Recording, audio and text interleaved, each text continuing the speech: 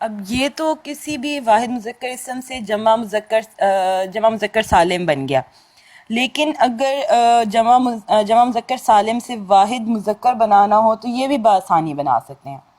جب ہمارے پاس صرف کوئی لفظ دیا جائے جو کہ جمع مذکر سالم ہو، تو اس کا واحد معلوم کرنے کے لیے آخر کے دو حروف یعنی کہ واو نون ہٹا دیں، اور تو یہ واحد اسم بن جائے گا۔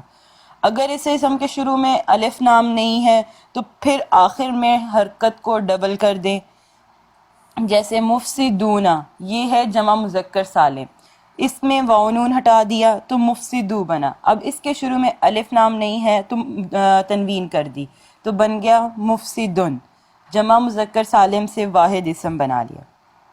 جمع مذکر سالم کا استعمال قرآن مجید میں بہت زیادہ ہوا ہے، اور جمع مذکر سالم میں ایک اور بات یاد رکھیں کہ قرآن میں آپ کو بہت سے الفاظ ایسے بھی ملیں گے جن کے آخر میں واو نون تو ہوگا لیکن وہ جمع مذکر سالم نہیں ہوں گے۔ اس کا پتہ آپ کو اس طرح سے چلے گا کہ وہ والے الفاظ یا پھر تا سے شروع ہو رہے ہوں گے تو وہ سب فعل ہوتے ہیں۔ لفظ کے شروع میں یا پھر تا جو علامت آتی ہے وہ فعل کی علامات میں سے ہیں، جبکہ اسم میں تا یا شروع میں نہیں آتے۔ تو یہ جب آئیں یا اور تا شروع میں آئیں اور آخر میں واو نون ہو تو وہ لفظ جمع مذکر سالم نہیں ہوں گے اور فعل ہوں گے۔ اب ہے جمع مؤنث سالم۔ کوئی بھی اچھی یا بری صفت مذکر کے علاوہ مؤنث بھی ہو سکتی ہے، تو جمع مؤنث سالم کی پہچان یہ ہے کہ اس کے آخر میں الف اور لمبی تا یعنی تا طویلہ یا جس کو تا مبسوطہ بھی کہتے ہیں وہ ہوتی ہے۔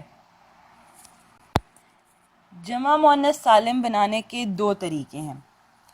پہلا طریقہ یہ ہے کہ واحد مؤنث اسم کے آخر میں آنے والی گول تا کو کھول دیتے ہیں اور اس گول تا کو کھول کر تا مبسوطہ لگا دیتے ہیں، اور اس تا مبسوطہ سے پہلے الف کا اضافہ کر دیتے ہیں، تو یہ جمع سالم مؤنث بن جاتی ہے۔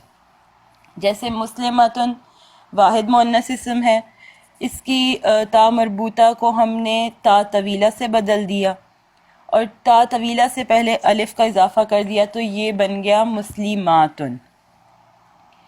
اس کا دوسرا طریقہ یہ ہے کہ کوئی بھی واحد مذکر اسم کے آگے آتن یا آتو یہ لگے گا، اس حساب سے کہ الف لام ہے شروع میں یا نہیں۔ الف لام ہوگا تو آتو لگے گا اور الف لام نہیں ہے تو آتن لگے گا۔ آتو یا آتن کا اضافہ کر دیں گے۔ اب کیونکہ الف کی مطابقت زبر سے ہوتی ہے اس لیے واحد مذکر اسم کے آخری حرف کی تنوین کو ختم کر کے فتح سے بدل دیا جاتا ہے، جس طرح سے اب ہے واحد مذکر اسم مسلمن، مسلمن کو مسلمہ کیا، مسلمہ کے آگے آتن لگا دیا تو بن گیا مسلماتن۔ یہ دونوں ہی طریقے جو ہیں صفات کے لیے لگائے جا سکتے ہیں، کیونکہ ہم جانتے ہیں کہ صفات مذکر اور مؤنث دونوں ہوتی ہیں، یعنی اگر آپ کو جمع مؤنث سالم مسلماتن بنانا ہے تو ہم مسلماتن سے بھی بنا سکتے ہیں اور مسلمن سے بھی بنا سکتے ہیں۔ لیکن کچھ دوسرے ایسے الفاظ بھی ہوتے ہیں جو کہ صفت نہیں ہوتے لیکن ان سے بھی جمع سالم مؤنث ہی بنتی ہے، جیسے جنتن، یہ اسم صفت نہیں ہے لیکن اس سے جو اس کی جمع بنتی ہے وہ جمع سالم مؤنث ہی ہوتی ہے۔ جنتن سے بنتا ہے جناتن، اور اسی طرح آیتن سے بنتا ہے آیاتن۔ تو ان کے لیے پہلے والا ہی قاعدہ لگے گا، کیونکہ ان کے لیے کوئی واحد مذکر اسم نہیں ہے جس کے آگے آتن یا آتو لگا کے ان کو جمع مؤنث سالم بنایا جائے۔ اور اس کے علاوہ قرآن میں لفظ آیا ہے سماواتن یعنی آسمان، یہ بھی جمع مؤنث سالم ہی آتا ہے، جبکہ اس کا واحد اسم سماؤن ہے، اس کے آخر میں گولتا بھی نہیں ہے۔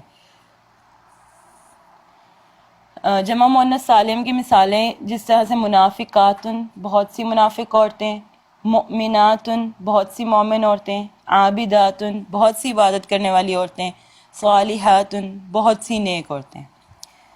جمع مؤنث سالم کے لیے کی مثال کے لیے سورہ تحریم کی آیت نمبر 5 دیکھیں، اس میں ترتیب سے بہت سارے جمع مؤنث سالم آتے ہیں، جس طرح سے مسلمات، مؤمنات، قانتات، تائبات، عابدات، سائحات، سیبات۔ مسلمات بہت سی مسلمان عورتیں، مؤمنات بہت سی مومن عورتیں، قانتات بہت سی فرما بردار عورتیں، تائبات بہت سی توبہ کرنے والی عورتیں، عابدات بہت سی عبادت گزار عورتیں، سائحات بہت سی روزے دار عورتیں، سائبات بہت سی شوہر دیدہ عورتیں۔